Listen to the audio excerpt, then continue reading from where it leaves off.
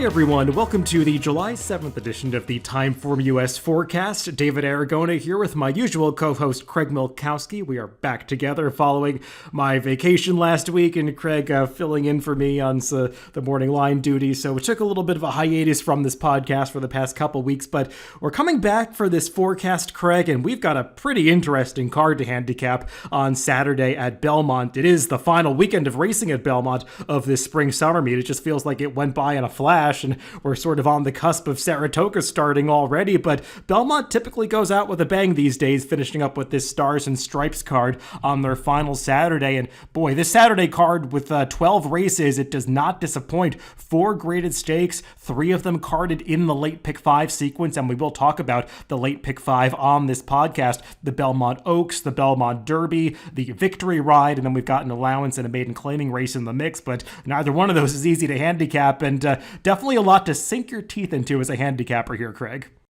The 5 races, I was looking for the easy one to get through, and I still haven't found it because they are all pretty tough races. I was hoping maybe they'd throw us a bone and toss a Suburban in the pick 5, but we weren't that lucky. Every one of these races, I think, is pretty difficult handicap. Not, difficult in it. It's a good handicapping race. I'm not sure how I'll put a pick 5 ticket together because I think it might be a little expensive, but maybe I'll work that out as we talk through this.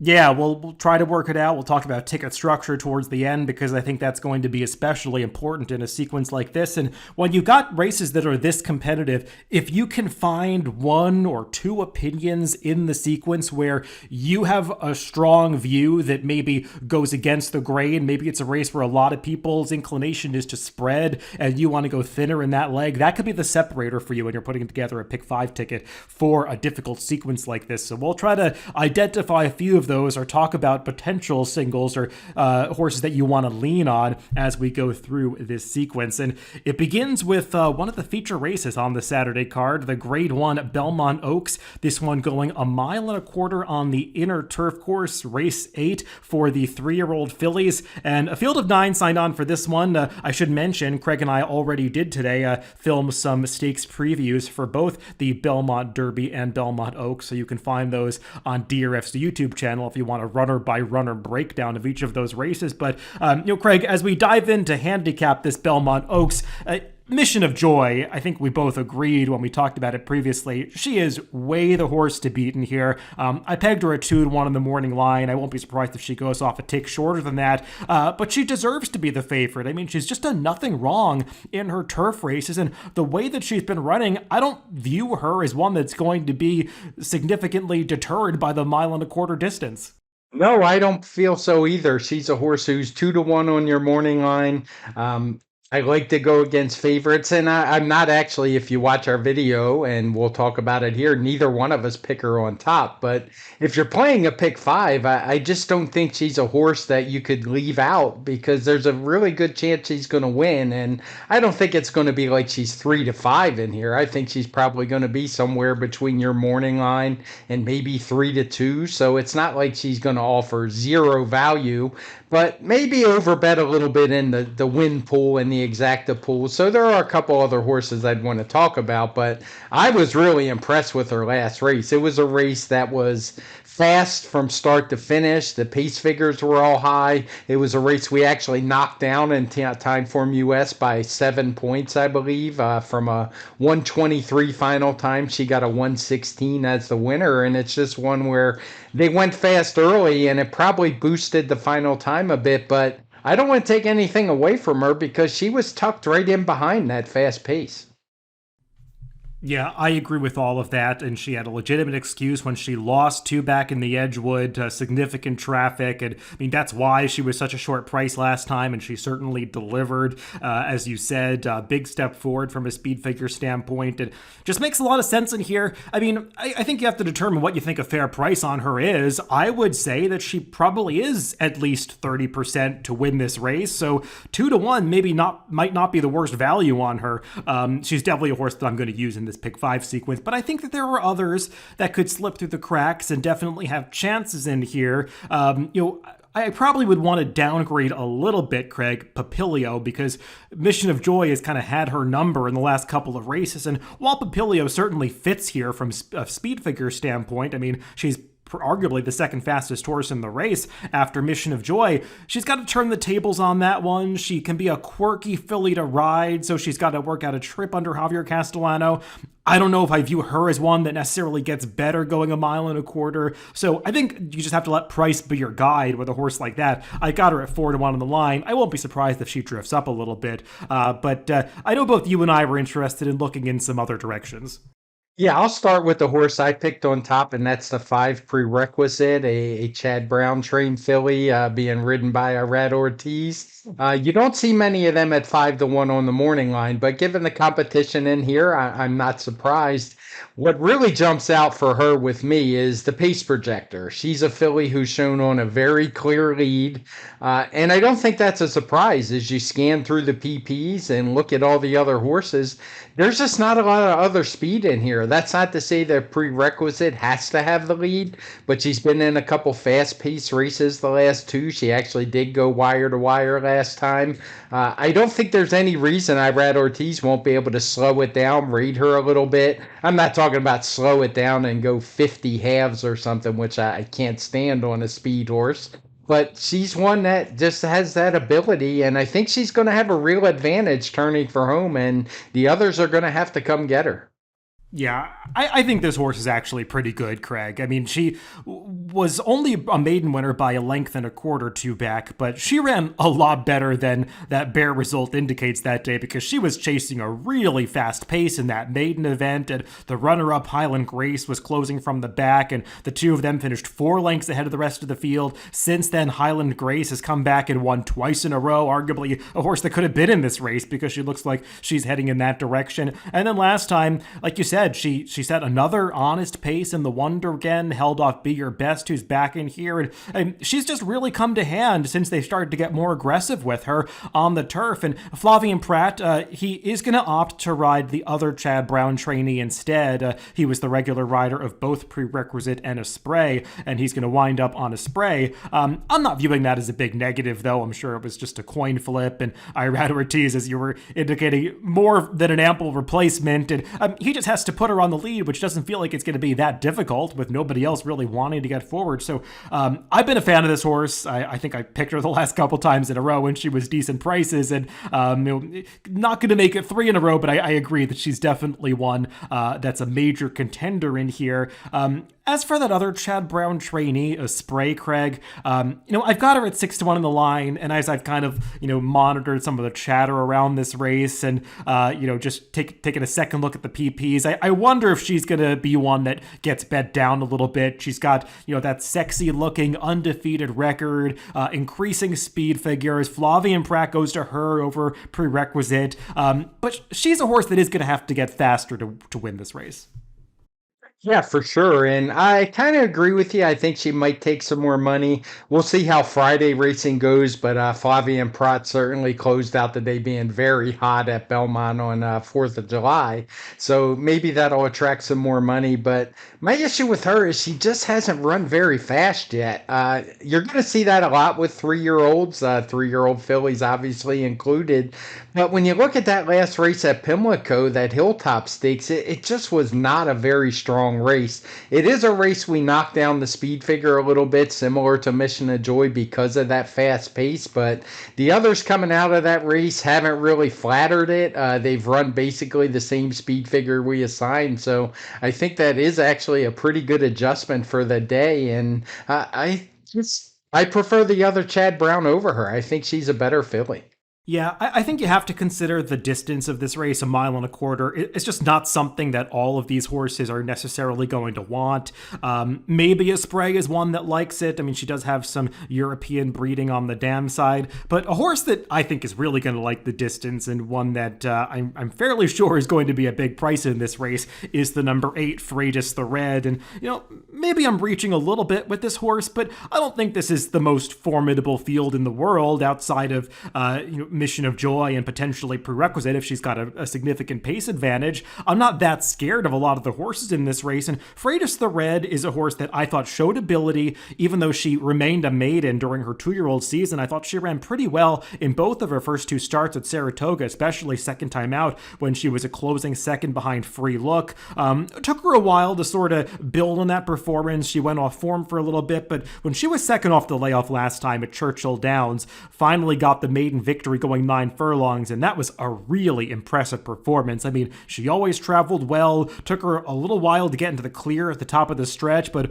once she found daylight, she just exploded away from that field. If you look up the closing splits in GMAX, she came home her final eighth of a mile in 11.6 seconds, and I mean, you rarely see a horse run their fastest eighth as the final eighth of a race, and that's what she did last time. And I mean, she was just motoring away from that field, and just looking at the pedigree, being by Saxon Warrior, that son of Deep Impact, from a German dam side pedigree, the dam sire Scirocco with stamina influence, and the dam is a half to a Group 2 winner going 1 mile and 3/8 in Europe. There are just a lot of influences to say that more distance is really going to be to Freitas the Red's benefit, and just given the connection she's going out for, the fact that she's coming off the maiden win, she's not going to attract that much support in this race, and I think she's one that can outrun her odds. Yeah, you sold me a little bit. I'm actually a big Scirocco fan. I picked him in the Breeders' Cup Turf way back in the day. Might have been the last winner I picked. Just kidding there, but no, yeah, she is one who is definitely eligible to improve. There are some others in here that are similar in that way, and Breakingly Spun, and who was the other one we talked? There's a different one who we haven't got to yet. That I think a Spray, who you're already covering, yeah, she's Spray. another one who's kind of moving in the right direction. Yes, that is who I already forgot who we were talking about in our preview. But this one's going to offer a lot more value, and of the 3, I think she is by far one that's going to like the distance the most.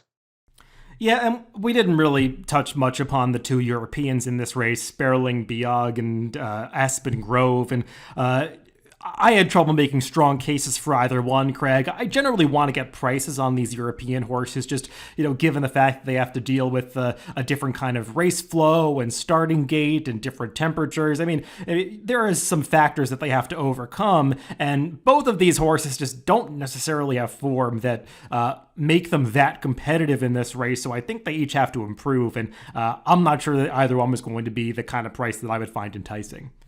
I agree with that. One of the things that's changed with no Lasix in the stakes races, these graded stakes, is we don't have to guess if the Europeans are coming here because they need Lasix. These horses haven't run on it. They're not going to run it in here. So I don't look for the big jump ups that we get. Usually you're going to need horses. If they're going to be competitive in a grade 1, they're going to need some better form than what these 2 come in with. Let's move on to one of the non-stakes events in this sequence. Race 9 is an N1X allowance race going 7 furlongs on the turf course for older runners, and we've got a fully subscribed field here, 12 signed on in the main body of the field. And for a 3 and up allowance race, Craig, it's kind of interesting that a couple of the horses to beat seem like the 3-year-olds in the field. Typically you see the older horses have the faster speed figures, but feels like horses like the number 11 Inflation Nation, and potentially even the layoff horse, the number 8 Appraise, could attract a lot of support in here because they both showed talent as a 2-year-old, and we've seen Inflation Nation come back already as a 3-year-old and run some nice races. So I kind of view the 2 of them as the horses to beat because, I mean, the older horses in here, they've run okay, but generally the ones that are going to be shorter prices, they've done their fair share of losing already. Yeah, see, especially at this level. So I have no problem with that. I think Inflation Nation is probably the horse to beat. He ran a fast race when narrowly losing to Eyewitness, a horse who's actually done very well. He's on a winning streak. I know that. He had moved back to turf last time out. I think it was his 3rd win in a row. So no knocks at all on Inflation Nation. The Chad Brown horse who's coming off the layoff, you might get a little turned off by the lower type speed figures, at least in TimeformUS. But remember, they came in as 2-year-old year, and not just 2-year-old, back in September. So you could easily see a 10 to 15 point jump, maybe even more with a horse like this. We know Chad Brown can bring him back ready. So I'm with you. I think those are the 2 to beat. There are a couple others I want to talk about, but I'll turn it back to you. Yeah, I don't have major knocks against these horses. I guess if you're going to nitpick, maybe Inflation Nation, you would have wanted to see him win another race after breaking his maiden at Saratoga last summer, because he's been close a few times and hasn't quite been able to seal the deal, including last time when he got a decent setup in that Paradise Creek. But he is dropping here. He's getting first-time LASIK, so there are positives with him. And, I'd probably prefer Appraise a little bit more. I mean, these two actually faced off in each of their debuts at Saratoga last summer, and Appraise got the better of Inflation Nation. That was kind of that crazy race where the lone Chad Brown first-time starter went off as the biggest price in the field, and Appraise winning that at 11-1 that day. And, while he's lost both starts since then, I agree with what you said. Those are solid speed figures for a 2-year-old, and he ran well each time. And just given the way that he ran out of real estate going 5.5 furlongs in the Skidmore, and then seemed to, flatten out at the end of that Summer Stakes last time going a mile, 7 furlongs just seems like the perfect starting point for Appraise. So I do view him as the horse to beat in this race, but there are some others to consider, Craig. I mean, another 3-year-old they might want to take a look at is the number 1 Dark Vector, who's only got one prior start on the turf, but it didn't win that day, but was beaten by a pretty good horse in Carl Spackler. But who else did you have your eye on here? A couple other longer prices I was looking at was the 5 What Say Thee comes out for Jack Sisterson. He's a horse who had some better form earlier in his career. He kind of went off form for a bit there, but last race wasn't as bad as it looks. He was caught in behind a slow pace. Comes in as a first-time gelding this time, so he's one I'd give a look to at a big price. And then the horse just to his outside, Clubhouse, the 6. He's 10-1 on the morning line. And I'm not sure why this horse was running on dirt so much. He had shown some good races when he was trying to break his maiden at Saratoga and Aqueduct. I guess they didn't ship him south. Tried him on dirt and he ran okay. Maybe a little Derby fever kicked in when he was second in the Jimmy Winkfield. They tried him in the Gotham. But he's a horse who also had really nice speed figures for a 2-year-old on turf in October. And I could see him going back to turf and running a better race there than what we saw on the dirt. Yeah, I actually also like the number 5, What Say Thee, in this race. I'm going to give him a bit of a push in here. I mean, we'll see if we get 15-1 on him. I think there was a late rider change when the PPs went final to Aishan Murphy, who's in here to ride horses in both the Belmont Oaks and the Belmont Derby. So kind of an interesting rider assignment for him with Jack Sisterson. But yeah, like you were saying, this is a horse that struggled with consistency, but on occasion, he's run some races that make him competitive here. And, you might take a glance at the pedigree and say, what are they doing running a Son of See the Stars, turning back to 7 furlongs? Because you think of See the Stars as, the Epsom Derby, an ARC winner, a horse that probably wants to run all day, but the dam side, even though the dam of What Say Thee was by Tappet, she was a pure sprinter who didn't want to go beyond 6 furlongs. So maybe this horse is getting a little bit more of that that dam side pedigree and will like the turn back. And his last race running against horses like Dripping Gold and F5, I mean, he had a little bit of traffic to deal with that day and did not finish that far behind those horses who I think were a tougher group than the one that he's facing here. Now, as you said, first time gelding, off a little bit of a layoff, coming in with a really nice series of workouts up at Saratoga. I think What Say Thee is pretty interesting in this spot. Honestly, I didn't know what to do with Clubhouse, Greg. He's kind of a difficult call for me because I don't like his dirt races that much like you. He was easily beaten by Inflation Nation and Appraise in his first couple of turf starts, but it also felt like the kind of Todd Pletcher horse, the rare Todd Pletcher horse that just had to race into fitness. He didn't look like he was quite ready for his career when he first started out, but that third turf race does make him competitive here. I would want to make sure I get a good price on him because he is ridden by Red Ortiz. Sometimes these get bet down a little bit, but he feels like one that still could slip through the cracks a little bit. So he's a little bit interesting in this spot. But I mean, there are other ways to go, Craig. I mean, I guess horses like Sosua Summer and Elusive Edge are logical, but they're the ones that we were mentioning at the top. They've kind of had their chances at this level, and I just think there are more interesting new faces. Yeah, similar for me. They're the horses. They always look good, and they just never seem to get the job done. Like you said, Sosua Summer, I'm not sure how he's had a ton of chances at this level. So I'd rather look for some new fresh faces that have speed figures that look to be on the improve, as opposed to the ones that just kind of keep running the same races and not getting the job done. Yeah, and before we move on, I'll just throw out one crazy long shot that I'll want to include somewhere, and that's the number 3 Carpe's Dream, who is second off a layoff. Didn't run that badly, going 6 off the layoff last time, and put in a few races during his 3-year-old season that put him in the mix here. And I think 7 furlongs is the right distance for him, even though he hasn't had too many chances to try it in the past. So not my top pick or close to it, but just a horse that I think is going to be a huge price, totally fall through the cracks, and one that I want to include somewhere. Yeah, he did run a career best off the layoff last time on Timeform US. Let's move on to the other grade 1 on this Saturday card, the Belmont Derby, going the 1.25 mile distance, same as the Oaks. This one for the 3-year-old males on the inner turf course. And Craig, unlike in the Philly race, I feel like this is a really strong group of 3-year-old male turf horses. We've been talking about it for months on the TimeformUS Pacecast that, we keep seeing these turf stakes come back a little bit faster in terms of speed figures than we're accustomed to seeing. We were, saying it all the way back in February and March when we saw horses like Far Bridge and Carl Spackler in the maiden races and Major Dude coming out. Now, all of them didn't make it to this race, but we've seen even more horses coming out of the woodwork that are running above par speed figures on the way into this. So I'm not surprised to see this race come up as competitive as it did. This race is very good, and you haven't even mentioned we have a couple European shippers in here who come in with definitely better form, at least in what we saw in the Belmont Oaks. So they're players too. These are some good group of horses. I mean, several in here have run in the 1-teens already. I can remember in years past when we've done these races and horses weren't even approaching the 110 mark yet. So maybe it has something to do with the grading. It's a grade 1. It took a little while to get there, but it seems like the field's getting better and better every year. Let's start out by talking about one of those European horses, Craig, because I think the horse to beat in here, just if he runs up to his optimum form, is probably the number 11, the Foxes, who is one of those European shippers coming in for Andrew Balding. I mean, if he runs back to his race 2 back when he was a winner of the Dante Stakes, going a very similar distance to this, 1 mile and 5/16 at York, he's going to stack up very favorably because, we try to make the TimeformUS speed figures as close as possible to the Timeform ratings for comparison's sake, but things aren't always perfectly in alignment, especially with the 2-year-olds and 3-year-olds.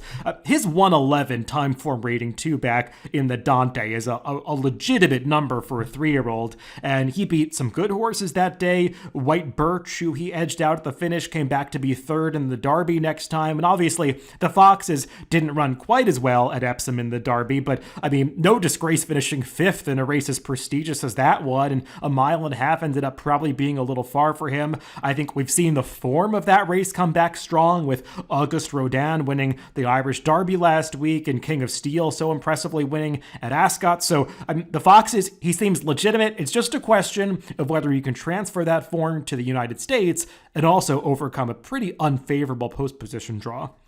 Yeah, the 11 post isn't great. It's also, as you mentioned, it's quite a bit different from how the courses he's been racing on in England.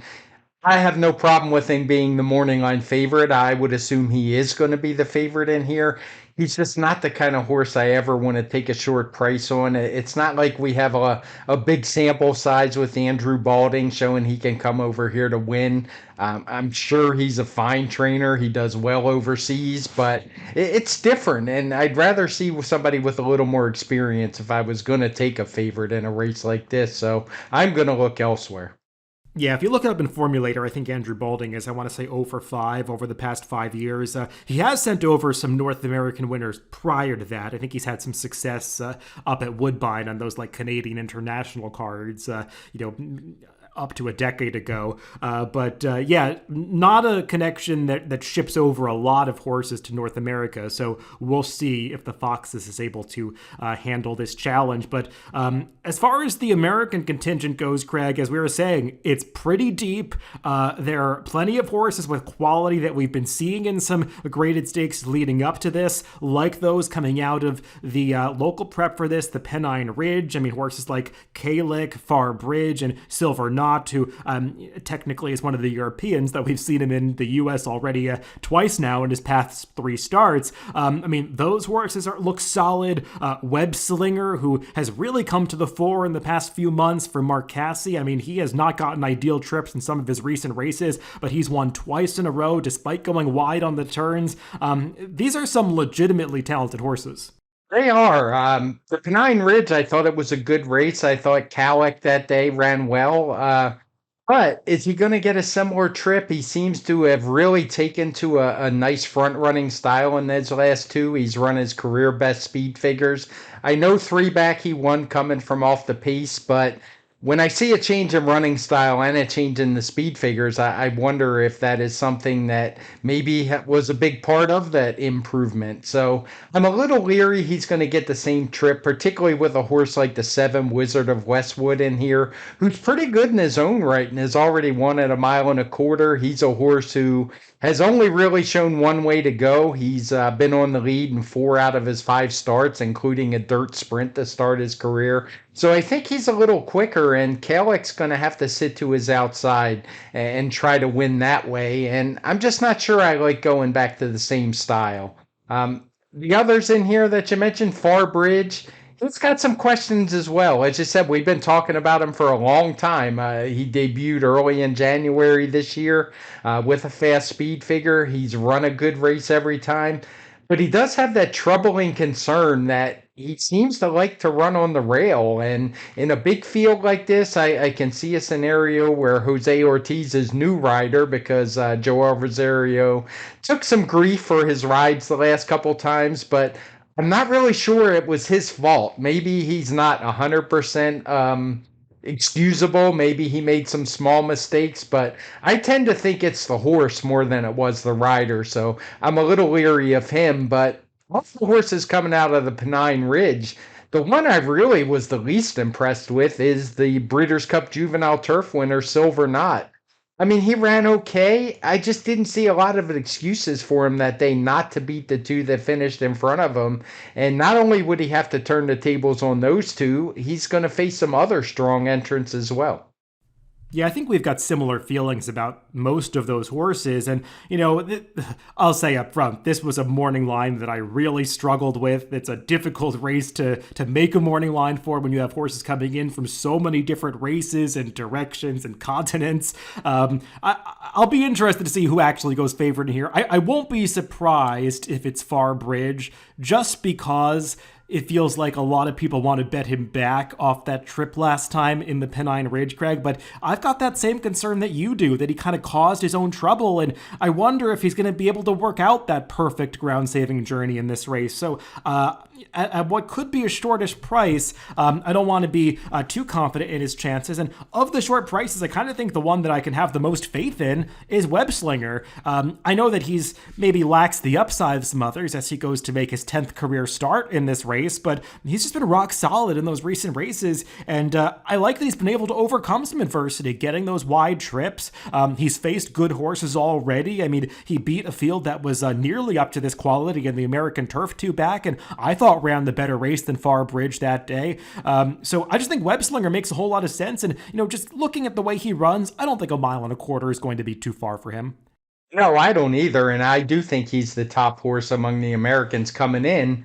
As you said, he ran those nice TimeformUS speed figures the last 2 times, and he did it without the best of trips. He lost a lot of ground. We don't have Trackus anymore to go back and check those things, but just watching, he was at least a couple lengths off the rail in both situations on both turns in those races. So even though he has 10 races, this will be his 10th race, and you think maybe he doesn't have the room to improve as much as the others, when you consider the trips he's had, maybe he does, and it wouldn't be out of the realm of possibility that he couldn't improve even another 3, 4, 5 points, something like that, which would make him very, very tough to beat.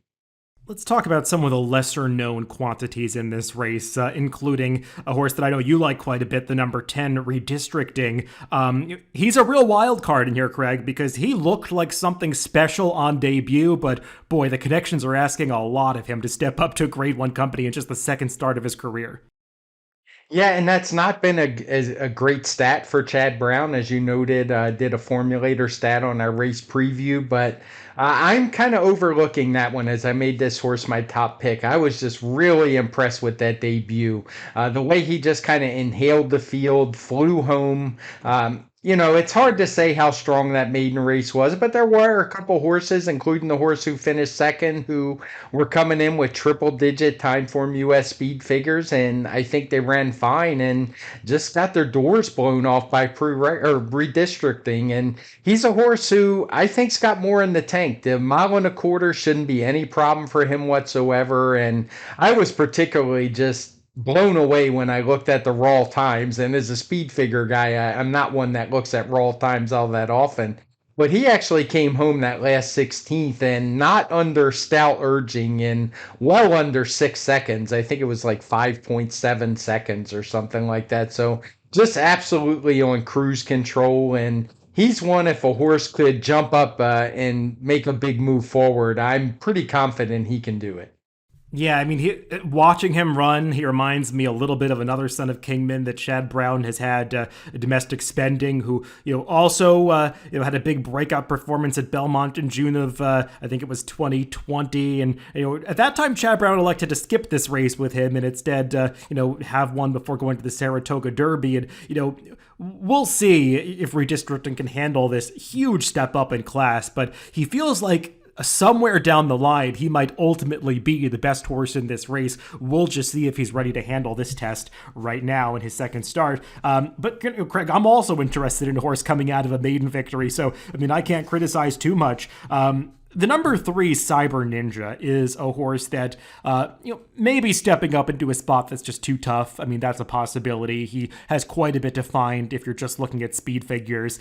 But I've liked all of this horse's races. I mean, he faced a really good field on the dirt in his debut, even though, dirt's probably not his preferred surface. He still held his own that day. But when they got him on turf, he just, showed a different kind of movement. And the turn of foot that he displayed to nearly miss in that race at Keeneland 2 back going a mile, that was an extremely slow pace. They sprinted home, and this horse still was able to pass almost 9 runners in the final quarter mile to get up to just miss losing that race by a head. I was looking at some GMAX fractions, and if you want to talk about a horse that came home fast, this horse, according to GMAX, ran his final quarter mile of that Keeneland race in 22.15 seconds. So he can really motor home, and also he stretched out to a mile and 3/8 last time when he broke his maiden, so that stamina is not going to be any problem. And watching that race, I mean, he's a son of Arrogate, so I mean, no surprise that he's a beautiful mover, but I mean, the extension that this horse has to his stride and the ground that he covers,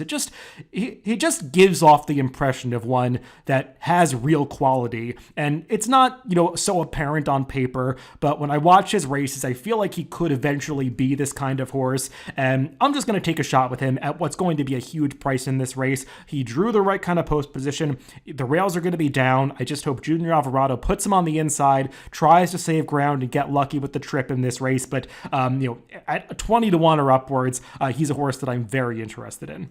And Craig, I think we covered just about everybody we want to talk about in this race. We did, cover a lot of ground here. I mean, we mentioned with regard to the pace, the number 7 Wizard of Westwood, and I'm not going to completely discount him either. I know we typically aren't fans of these California horses, but he's another one who's handled the distance and I think will be on the lead in this race, especially with an aggressive rider like John Velasquez on his back. And he's one that I think might be a little more talented than some of the California invaders that we sometimes see in some of these races, but he is, like the others, stepping up into a tough spot. Yeah, we've seen enough of these NYRA turf races where sometimes these horses go to the lead and everybody kind of forgets that speed is dangerous except the guy on the front end. So it wouldn't surprise me. He's a horse that comes in with slightly inferior speed figures, but not so much that a good pace trip couldn't overcome it. A lot of the California shippers just don't stack up speed figure wise, but he's not one of them. So I wouldn't totally dismiss his chances, particularly as a pace threat. I agree. I actually made him my 3rd pick in this race. I just think he's going to offer some value. And like you said, sometimes those paces turn out to be a little slower than they look on paper in these races. Well, let's move on to the final graded stakes that they're going to run on this Saturday card at Belmont. Race 11 is the Grade 3 Victory Ride, and I'd be quite happy if a lot of these horses ran well in this race and are able to come back in the test next month at Saratoga, that Grade 1 affair, because this came up a pretty strong Grade 3 event, Craig. I mean, we have the undefeated Maple Leaf Mel, who has been developing quite a reputation as she keeps winning so impressively. Red Carpet Ready, who took down the Money's Gold, who looked so impressive coming into that 8 bells last time, and others who have run some fast speed figures. This is a pretty salty bunch. This is, I thought maybe this was going to be the easy leg when we first decided to do this pick five, but I'm not sure it is. I mean, yeah, it has a smallish field size of 8 compared to the other races, but what makes this race particularly interesting for me is the Timeform US pace projector. And if you like a horse like Maple Leaf Mel, who I can't blame anybody for liking, given her record and how good she's looked in all of her races, I think the pace projector might give you a little pause because there is definitely some other speed in here that could give her some real trouble, something that she hasn't really dealt with before. Yeah, if you're curious about the trainer switch, I think it's been widely reported at this point. Melanie Giddings, who was the former assistant to Jeremiah Englehart, she is the namesake of this filly. It has been involved with her from the start, so I think it's some goodwill by the owner to give her a chance with this horse, who is obviously so talented and she has a connection to. So that's kind of why you see the trainer switch away from Jeremiah Englehart on Maple Leaf Mel. But like you were saying, Craig, fast pace predicted in this race, and I think it's really going to be up to 2 rivals drawn to her inside and outside about how much pressure she actually takes it here. Because a horse that I think we have to discuss is the number 2 Dazzling Blue, who I think you're going to agree with me. I mean, there's some buzz around this horse. I've seen conversation on social media about some people thinking she's one of the most talented 3-year-old filly sprinters out there. I personally, I don't see it on paper. I don't see it in the competition that she's been facing. And also, even though she has a lot of early speed, she is a horse that has struggled to get out of the gate twice in a row now. So that could be a tough assignment to rush up on the inside of a fast horse like Maple Leaf Mel if she has another tardy break. I hope Dazzling Blue takes a lot of money in this race because I don't get her at all. No, I don't get her on the win end, but I think she's quick enough if she gets out of the gate, and that is an if based on her last 2 races, to really give Maple Leaf Mel some problems, and particularly with Red Carpet Ready, who's a serious rival drawn on the outside, and that one's shown the ability to sit just off the pace. And matter of fact, her best races have come when she does just that. So I think she could be that Maple Leaf Mel could be facing pressure on 2 sides, but as you said, kind of depends how Dazzling Blue gets out of the gate, and that could have a big effect on that Timeform US pace projector. Yeah, I think Red Carpet Ready is a much more consequential pace rival for Maple Leaf Mel, even though it might not look exactly that way on the pace projector. And that's because of the way that Luis Saez rode Red Carpet Ready last time, when he clearly knew that the horse he had to beat was Money's Gold, and he basically rode it like it was a match race with Money's Gold, because if you watch the far turn of that 8 bells, he puts Red Carpet Ready under a drive really early to make sure that she produced that kick to stick her nose in front of Money's Gold by the time they got to the quarter pole and sort of discourage that rival a little bit. And then Red Carpet Ready was sort of able to hold sway at the end, even though Saez rode it like it was a 6 furlong race, even though it was 7 furlongs. He kind of got lucky to hang on that last eighth of a mile. But I feel like the way that worked out last time, they're probably going to treat Maple Leaf Mel the same way that they treated Money's Gold in that last race. And I would imagine Saez is going to really get after Red Carpet Ready to issue a challenge on the far turn. And in that situation, it could potentially open things up to a closer, even though the closers might not look that they're of the same quality of those 2 favorites. I won't be surprised if this race comes apart a little bit. Yeah, I'm interested to see what happens. I think Luis Saez is probably going to have an eye to his inside. He was fortunate to once again draw outside the main rival in the speed, so he can kind of see what happens with Dazzling Blue. I think she's clearly the horse to beat in here. I would be a little more concerned. I think that 8 bells was a very tough race. But it'll be 2 months by the time they take the track on Saturday, so plenty of time to recover. She's been working out really well, particularly the last couple workouts. So for me, I don't know if I'd single her in here, but I'm not going very deep, and there's no way I'm tossing her. If it comes apart, I wouldn't personally use Maple Leaf Mel because I think she's really got her work cut out for red carpet ready.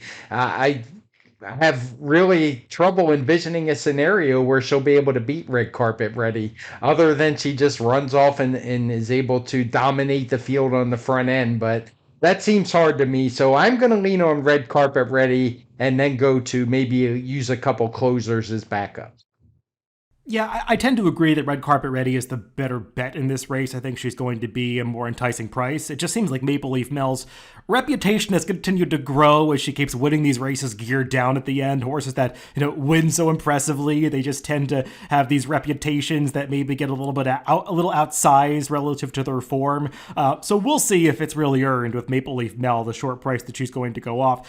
I will just note with Red Carpet Ready, Craig, this wasn't really a planned layoff because she actually shipped to Belmont and was entered in the Jersey Girl the Belmont Stakes week. I think that was on the Sunday of Belmont Stakes week. Ultimately, it was initially carded for that Thursday card that got canceled due to the poor air quality in the New York City area. And, once that race got canceled and, sort of the plans were messed up a little bit, Rusty Arnold decided to take her back and not re-enter in the race on the Sunday. It wasn't due to a setback or anything like that for Red Carpet Ready. They just, rethought the plan a little bit. But like you said, that 8 Bells was such a hard race. I don't think it's a negative that she's had a little more time since then.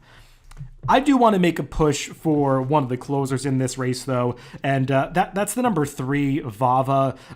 For what it's worth, if you're using the new TimeformUS pace projector, she is the one that gets that LP flag, the fastest late pace rating, and I think that's something you want to pay attention to, especially in races that have fast paces like this one is predicted to. And Vava, Craig, I know she's a little slower on the speed figures, but this is a horse that I think really has come into her own since they've turned her back in distance. They tried to go longer with her in a couple of Kentucky Oaks preps, and it's not like she even ran that badly in those races behind Pretty Mischievous, the eventual Kentucky Oaks winner, but she really is more of a closing sprinter, but not one of these closers that needs to come from so far back. She's more of a mid-pack runner who can make that far turn move, and she beat a good horse last time at Churchill, an undervalued asset, one of the horses who had chased home Red Carpet Ready over the winter at Gulfstream, and I just think Vava is going to get the right kind of trip coming in her for Cherie DeVaux, and feels like one that could fly under the radar a little bit with those other horses taking so much money. Yeah, there's a reason I didn't mention my closers. I didn't want to steal your thunder, and I kind of thought that this might be the direction you were going in. He would be the main closer I would use. Maybe a little bit the one horse Interpolate, the Chad Brown runner as well, because Irad Ortiz is always going to give a good trip in a race like this that has a hot pace when he draws the rail. But she's the one I prefer for all the reasons you mentioned, and her speed figure's a little light, but she's been improving. And one thing to keep in mind, these allowance races they've been running at Churchill with these six-figure purses are tough. I mean, they're very tough. They're getting big fields, deep competition, and she was able to get the job done without the greatest pace setup that day. So I think she's on the improve, and if things do heat up, she'll be there at the finish. Let's close things out with the 12th race, the end of this pick 5 sequence, and you might turn the page and go, oh no, it's a New York bred maiden claiming race that's been so difficult already, and now we've got a full field of New York bred maiden claimers. I mean, this sequence is impossible. Well, have faith. I think we can guide you through this one, or at least I feel that way, Craig, because even though there's a large field here, I'm coming into this race with some opinions. I don't know how you felt, but there were a lot of horses I just didn't want in this race. It's almost like you were watching me through a hidden camera, because that's exactly what I did when I first looked at this sequence. I was like, oh gosh, another 40,000 maiden claimer, New York bred. But I'm with you. There's some horses that are probably going to take some money that I don't particularly like in here. There's a few that I do. I think there's a lot of first time starters in here that probably can just be tossed. They just don't do a whole lot for me. The one horse I actually kind of wanted to like was the George Weaver first time starter, Boston Strong Mama, but when I looked up his stats with these kind of horses, he'd only run 5 of them in these New York bred maiden claimers, first time out in the turf sprint, but they've all run pretty much. I think he had one second place, and the other 4 were just way up the track. So it kind of turned me off on them, but I'll turn it back to you. I'm interested in some of the ones to hear if we're similar, but you sounds like you have some pretty strong opinions, so have at it. I do. And I'll just brief before I get into those. I'll just finish up Boston Strong Mama because she's kind of the one that's in between for me. I mean, I don't view her as a toss, but I'm not that confident in her. She is a full sister. And do note, this horse is owned by George Weaver, trained by George Weaver, and was bred by George Weaver. I think he also owned the dam. And he also bred this one's full sister, Vinditude, who did debut, I think, last year in a similar race and was a winner. So there's a very small sample size of maybe this horse being well meant in this spot. And also note she's the only filly facing the boys in this race. So just some interesting things going on with Boston Strong Mama. But I was more interested in some others with a little bit more experience. There's a horse in this race that I think is much more likely to win than anybody else, and that's the number 5, Kern River. This horse, I know, finished far back on debut on the dirt, but that just felt like a race that was maybe not the right spot for him, even though he shipped in for Michael McCarthy, who's based in Southern California and is an excellent trainer. He still went off at 19-1 that day, which I think just speaks to the fact that, he really wasn't well meant for that race. And he has plenty of turf pedigree. He's by Midshipman, who I love in turf sprints. The dam was all turf. And when I watched that race, this is a horse that just to me moved like a turf horse. And also he was on the worst part of the racetrack. I don't think you wanted to be inside on that day at Belmont when the track was so sloppy and Manny Franco just had him down towards the inside most of the way. So I expect him to run much better in this race, getting on the turf. We saw that he has speed, so I think he's going to be forwardly placed this time. 6 furlongs feels like it's the right distance for him, and he's just getting significant class relief because that was actually a really tough New York bred maiden special weight that he comes out of. So to me, there are just a ton of arrows pointing in the direction of Kern River, and he might not even be the favorite in this race, and I think he is way more likely to win this race than anybody else. Well, we landed on the same top pick, so I'm glad I turned it over for all the reasons you said. I just think there's a lot to like about this horse. His trainer's been hot at Belmont and overall in the TimeformUS PPs that he gets that designation. So yeah, Kern River was the top pick for me. The other horse I wanted to mention was the Richard Dutrow trained 2-horse Blue Plate Special, who's also trying turf for the first time. I know Richard Dutrow, he won his first race back, but I think he's 2 out of 14 now. When you examine those 14, his horses are running well. He just hasn't found the winner's circle. It seems like a totally logical spot for me, for this horse to me. This horse looks like he's bred for turf, so I expect him to run as well. So play for me is mostly going to go through these 2 horses. I know it's not a sexy pick in a big field. We're not picking horses that are going to be huge prices. But as often happens in these maiden claiming races, I think when you really dig down, there's usually a couple horses that stand out. And for me, those are the 2. Some might want to default to the 1-horse Screw Loose, who's dropping in class, has speed. But you know me, I just do not like these horses that keep backing up badly in the stretch. He draws a very tough post in a race like this. So I wanted to avoid Screw Loose, and I'm going to stick with the 2 and 5. Yeah, so I'm a little more negative on Blue Plate Special, not because he can't win this race. He obviously can. I mean, Cantharos is a competent turf sire, probably better than competent. So I won't be surprised at all if this horse handles the turf. He's just Blues Plate Special more than Kern River just feels like the obvious horse in this race, as you said. I mean, Richard Dutrow, even though the stats don't look that impressive, I think people who follow the New York circuit realize that his horses are running, and they've been betting them like they've been running. And this horse getting the rider upgrade to Irad Ortiz, it feels like he's going to be the favorite in this race, and maybe he should be. But I just think Kern River, I have more confidence in him being a turf horse, and I like the class relief that he's getting a little more than I do with Blue Plate Special.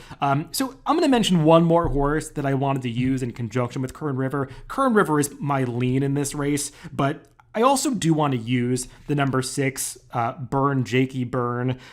This horse obviously did like no running in his debut last summer, but that's a race that it's worth going back to watch because this horse had no clue what was going on in this race. I mean, he was green from the moment the gates opened. He was reacting badly to the kickback, holding his head up in the air, drifting out badly on the turn. I mean, losing so much ground, and he lost by a long way, but that was a seemingly a decent maiden field. I mean, Light Man looked pretty talented at the time. We've seen Curly, Larry, and Mo and Pete and Billy do nice things since then. So, I mean, Burn Jakey Burn is getting significant class relief from that lone maiden event, and now he's coming back on the turf, so, kickback not going to be as much of an issue. He's switching into a different barn, Bruce Brown, but I'm not so concerned about that. That just means he's going to be a big price in this race, and these progeny of Army Mule really take to the turf. It's not a huge sample size, but he's winning it, around 18% with his turf runners. So this horse is going to be a much bigger price, and he's one that I have to use in a race where I don't want to go that deep.